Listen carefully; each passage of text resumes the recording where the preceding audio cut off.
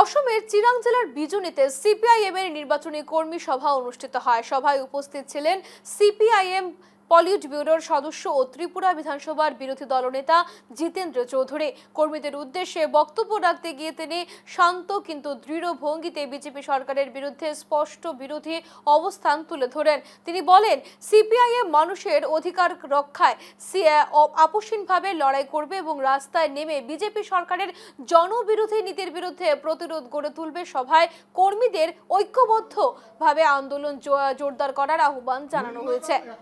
কাম দিয়ার কারণে এখন আইন আছে। মহাত্মা গান্ধী এই এনরেগা করতেই হয়। কি বলেছিল যে সব দিক থেকে আজকে দিন এই দেশের জনগণের কাছে তিনি উপহার দেবেন।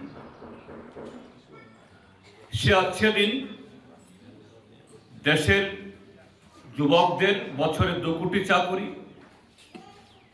সে আজকে দিন দেশের সংখ্যাগরিষ্ঠ যে আমাদের জনগোষ্ঠী বা জনগণ,